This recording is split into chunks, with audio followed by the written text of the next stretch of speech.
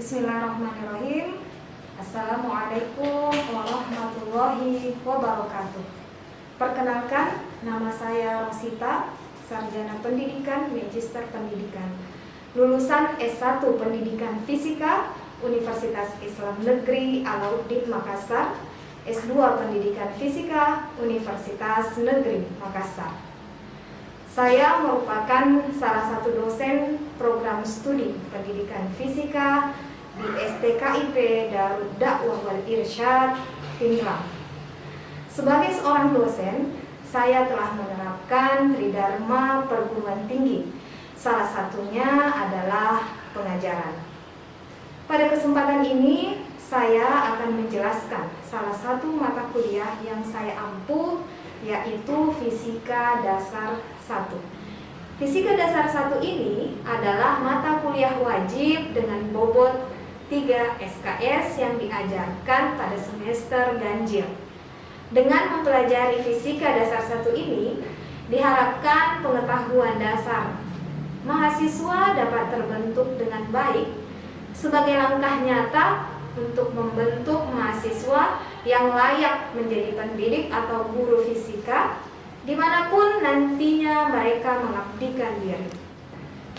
Adapun capaian pembelajaran mata kuliah ini yang pertama adalah mampu menguasai konsep fisika dasar tentang materi, energi, dan struktur zat, serta penerapan pendidikan fisika di sekolah maupun madrasah.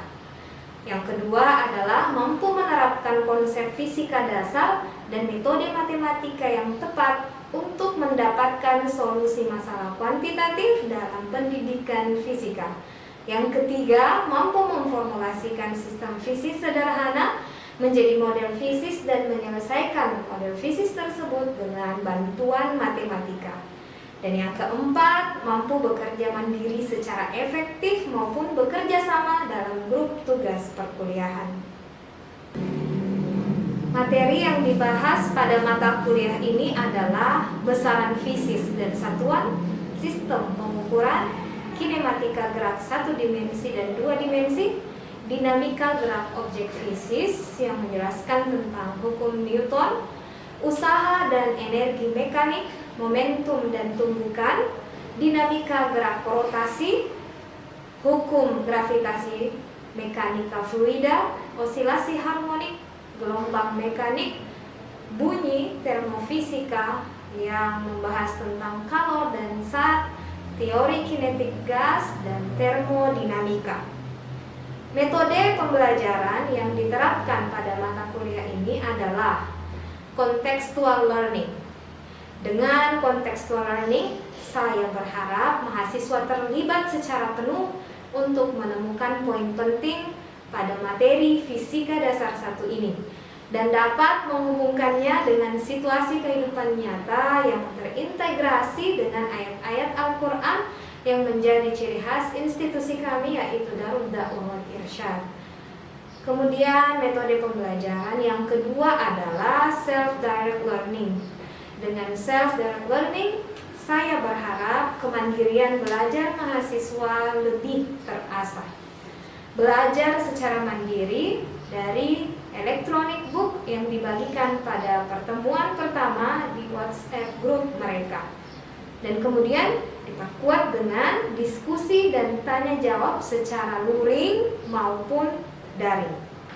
Pada pertemuan pertama di kontrak perkuliahan, saya telah menjelaskan kepada mahasiswa bahwa penilaian mata kuliah ini terdiri dari yang pertama adalah kehadiran. Syarat untuk lulus mata kuliah ini minimal 80% dari jumlah pertemuan. Kemudian yang kedua adalah tugas.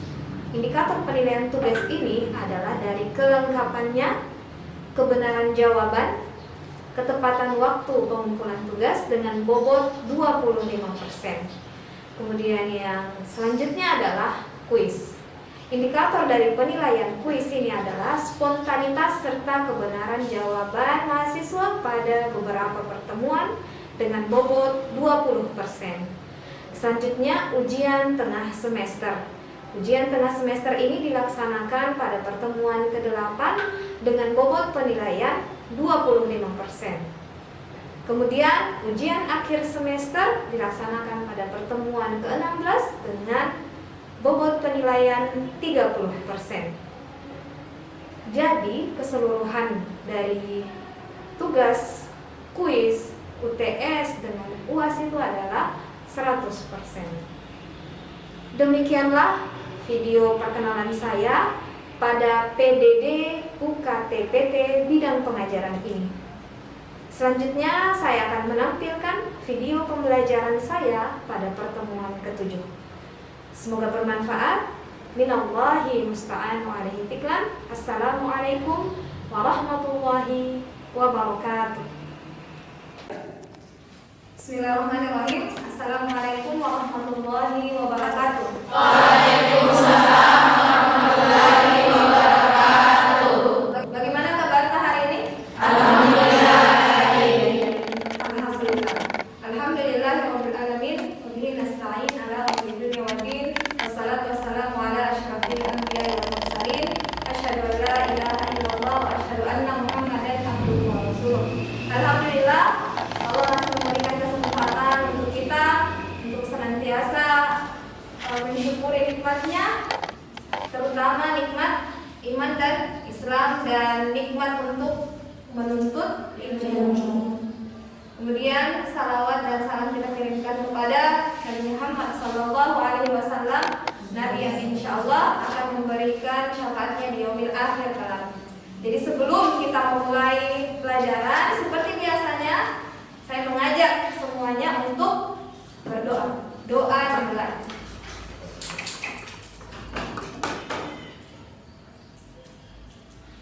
Doa selesai. Ya, saya akan mengecek kehadiran. Jadi di antara teman saya ini sebutkan siapa yang tidak hadir.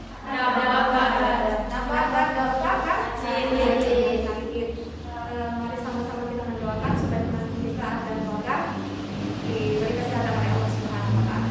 Kemudian siapa lagi? Saharudin, kenapa Saharudin? Izin kemana ini? Kalimantan. Ke Kalimantan. Mudah-mudahan singkat saja waktunya dia pergi ke Kalimantan dan bergabung dengan kita bersama-sama lagi ya. Ya, seperti pertemuan-pertemuan sebelumnya, kita akan membahas tentang sesuai dengan capaian mata kuliah kita sebelumnya, yaitu mampu memformulasikan sistem fisis sederhana menjadi model fisis dan menyelesaikan model fisis tersebut dengan bantuan matematika. Kemudian sub CPMK-nya adalah mampu memahami konsep dinamika gerak benda dan menerapkan hukum Newton. Dan lebih spesifik lagi kita akan membahas kedua ini. Yang pertama, jadi saya selalu bilang bahwa ilmu itu diikat dengan tulisan. Sesuai hadis Rasulullah SAW, ilmu diikat dengan tulisan. Jadi silakan tulis tujuan pembelajarannya. Jadi tujuan pembelajarannya adalah yang pertama, terampil menyelesaikan soal-soal yang berhubungan dengan konsep gaya dan hukum Newton tentang gaya. Kemudian dia mencari hubungan antar konsep dinamika dengan kandungan beberapa ayat dalam Al-Quran. Jadi ini dua yang ingin kita capai pada hari ini. Kita lanjut. Nah, ini yang menjadi syarat sebelum kita mengerjakan tentang soal-soal. Kan masih ingat posisi benda ketika dia datar, ketika dia dimiringkan, kemudian ketika dia tegak lurus. Ada garis-garis gaya yang juga sudah kita pelajari. Kita harus mengingat kembali pengetahuan tentang persamaan dari hukum pertama Newton, hukum kedua Newton, dan hukum ketiga Newton. Hukum pertama Newton, kan sama-sama kita ingatkan hukum pertama Newton, persamaannya sigma F sama dengan nol. Apa artinya nol? Benda yang nyata seperti ini, kalau dia besok hari kita datang kemudian tidak ada yang gaya yang mempengaruhi benda ini, maka dia akan cenderung tetap diam. Makanya ditulis dengan Contoh yang sering kita rasakan ketika kita mengendarai kendaraan atau mobil, ketika supir mengerem, maka kita akan mundur ke depan. Itu merupakan gaya kita untuk mempertahankan diri tetap di tempat duduk kita. Kalau tidak ada gaya pengereman mendadak atau seterusnya, kan kita mengikuti gerak mobil yang kita tumpangi. Jadi seperti itu. Ini pengulangan saja. Kemudian hukum kedua Newton, benda yang bergerak itu pasti memiliki percepatan kalau dia bergerak, dan yang mempengaruhi geraknya itu adalah gaya juga kan. Jadi F sama dengan M kali A. Masih ingat kan M? Massa. A Percepatan. percepatan. Ketika ini yang mempengaruhi benda itu banyak gaya, disimbolkan lagi menjadi sigma L. Jadi percepatan benda itu berdasarkan hukum kedua Newton, sigma F sama per M. Ya. Jadi artinya kalau seperti ini, saya selalu bilang ketika ada per seperti ini berarti percepatan itu berbanding lurus dengan gayanya dan berbanding terbalik dengan massanya. Ya, ketika benda itu memiliki gaya yang besar, berarti percepatannya juga pasti besar. Ya, tapi kalau percepatannya ingin dibuat lambat, maka yang harus ditambahkan adalah massanya. Ya, paham ya? Ini selalu diulang-ulangi ketika kita membahas tentang gerak benda, dan ini dipengaruhi oleh gaya. Kemudian hukum ketiga Newton. Nah, ini yang paling menarik karena jumlah gaya aksi itu berbanding terbalik atau berlawanan dengan jumlah gaya reaksi. Jadi ketika kita melakukan sesuatu benda, ini saya dorong ya, saya dorong ini ke depan, berarti ada gaya gesek di antara minum ini, botol ini dengan permukaan meja. Ketika saya dorong ke depan ini, maka ada gaya gesek yang berlawanan dengan arah gerak botol ini. Jadi kalau digambarkan, misalnya saya gambarkan botol itu. Ini harus dipermantap untuk mengerjakan soal karena nanti akan sangat berhubungan. Botol ya, saya gerakkan ke sini, maka gaya geseknya kalau digambarkan tadi itu perlakuan, maka gaya geseknya akan berlawanan. Yang gayanya ke kanan, gaya geseknya ke arah kiri. Inilah yang dijelaskan di hukum ketiga Newton. Paham? Ya. Jadi ini kita tebak gambar. Jadi kira-kira gambar ini yang di atas yang saya tampilkan ini berhubungan dengan hukum pertama Newton, yang mana berhubungan dengan hukum kedua Newton, yang mana berhubungan dengan hukum ketiga Newton. Yang mana? Angkat tangan. Siapa yang mau menjawab? Saya. Ya, silakan. Ya, gambar motor itu Ya. karena kalau bisa juga masuk di hukum kedua. Karena Dia punya percepatan. Jadi dia hukum kedua. Iya. Kemudian selanjutnya, Hukum ketiga yang gambar orang lagi geser. ya berarti Hukum ketiga karena ada aksi. sama reaksi. Betul sekali. Lanjut, kita ke selanjutnya. Contoh soal.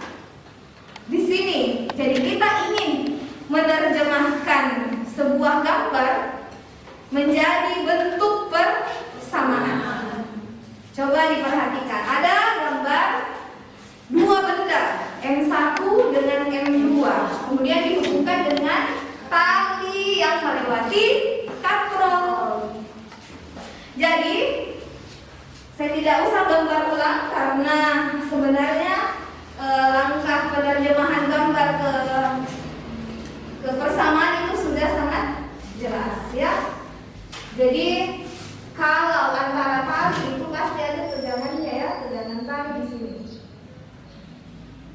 kemudian ke bawah, jadi ada seperti ini, ke sini dan di sini.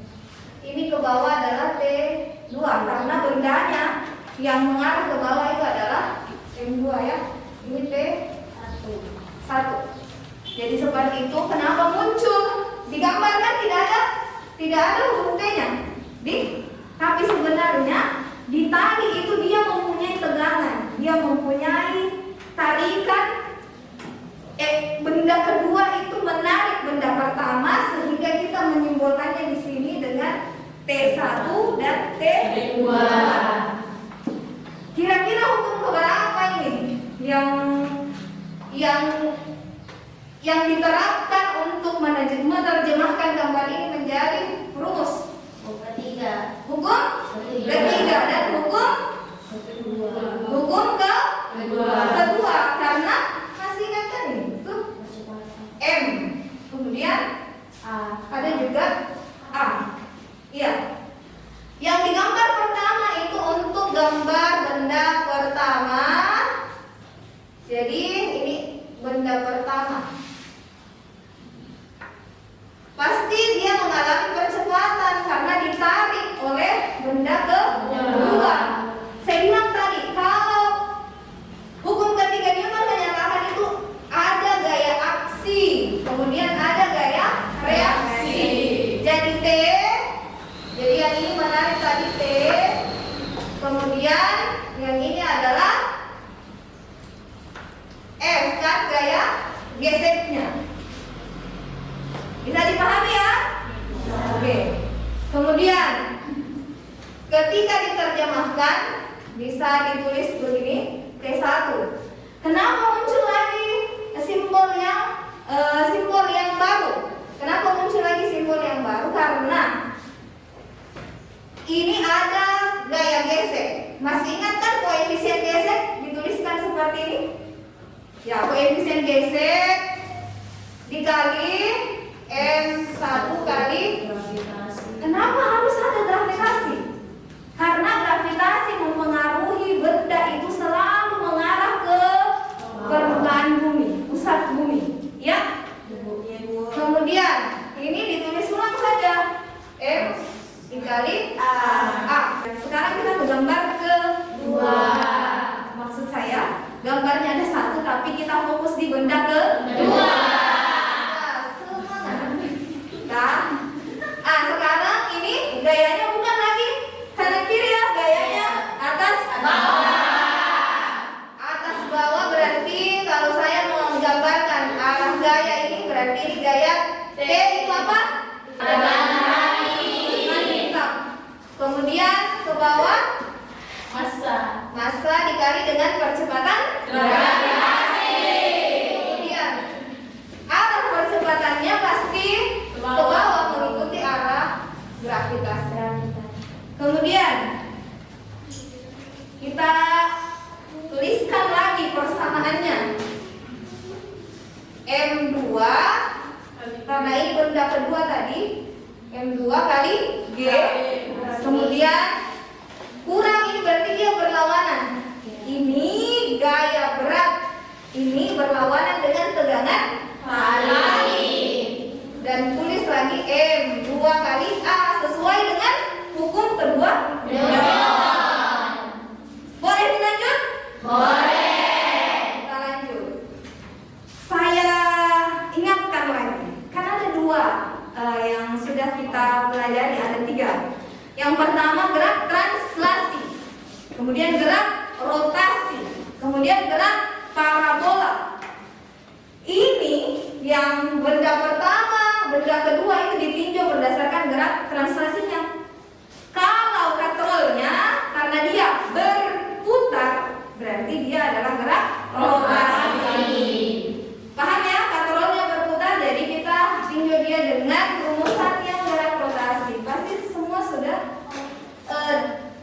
memanggil kembali materi tentang gerak rotasi, gerak melingkar. Jadi gambarnya itu gambar biasa saja seperti ini. Ini T1, kemudian T2. Nah, di sana ada tegangan Berarti tegangan ini saling berlawanan, jadi T2 dikurang T1. Kemudian dikali dengan R sama dengan apa lagi?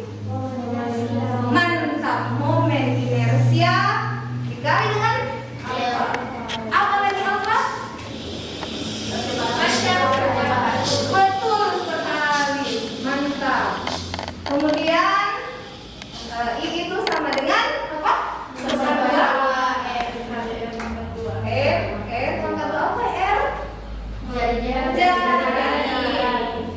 Kita sudah bisa menerjemahkan gambar menjadi persamaan. Ya. Ada yang mau ditanyakan? Berarti kita bisa lanjut ke latihan soal. Jadi silahkan berdiskusi dengan teman yang dekat tempat duduknya.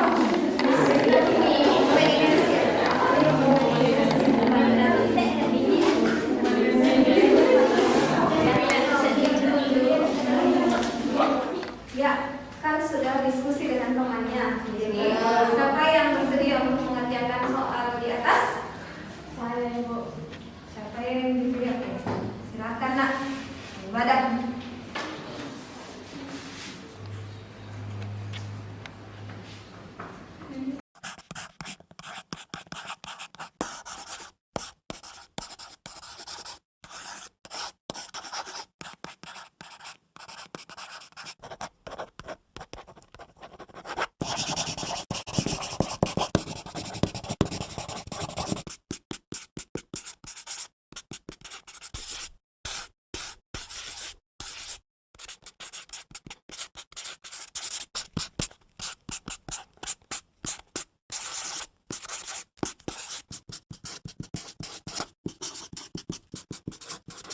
Ya, tadi jawaban dari teman kita, mari sama-sama kita lihat. Jadi sebenarnya ini sangat berkaitan tadi dengan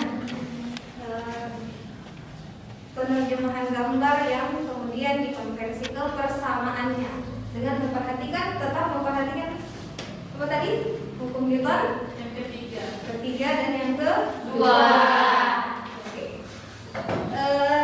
Lebih jelasnya memang bisa dilihat di sini. Coba kita perhatikan. Jadi saya koreksi sedikit saja tentang ini penulisannya. Ini tadi adalah apa? Alfa. Kemudian ini koefisien geseknya. Tapi secara ini persamaan sama dengan jawaban tak? Sama ya? Ada yang mau ditanyakan? Tidak ada, jelas. Sekarang kita ke selanjutnya. Apa tadi tujuan pembelajaran yang kedua yang anak-anak tulis? Menghubungkan antara hukum Newton ini dengan ayat-ayat yang ada dalam Al-Quran. Saya kasih satu. Jadi siapa yang bisa bacakan? Silahkan angkat tangan. Ya, silahkan. Dari Pak.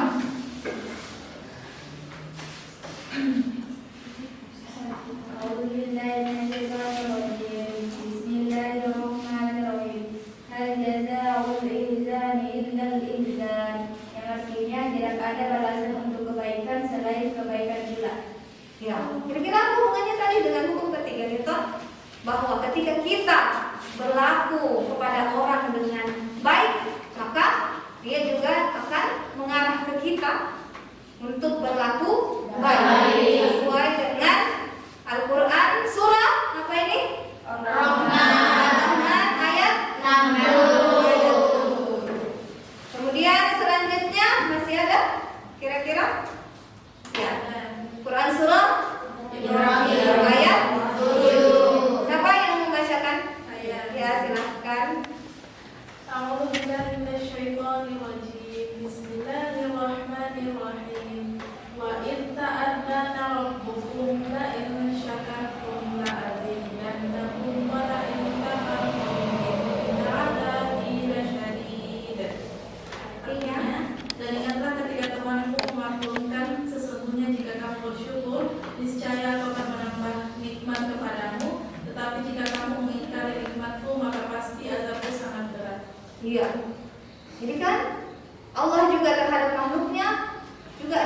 aksi dan reaksi. Ketika kita mensyukuri nikmatnya, maka akan ditambahkan. Kalau kita mengingkarinya, kufur nikmat, maka azab Allah itu sangat berat. Jadi itu tadi hubungannya hukum ketiga nikmat dengan ayat-ayat yang ada dalam Al-Quran, dan masih banyak lagi. Kenapa kita tidak menambah iman kita kepada Allah Subhanahu Wa Taala dengan mempelajari sains? Keimanan ini selalu akan ya, setelah kita membahas ayat Al-Quran yang berhubungan dengan hukum ketiga Newton, kita akan ke tahap menyimpulkan. Jadi sebelum saya menyimpulkan, siapa yang bisa menyimpulkan? Saya Bu. Silakan. Assalamualaikum warahmatullahi wabarakatuh.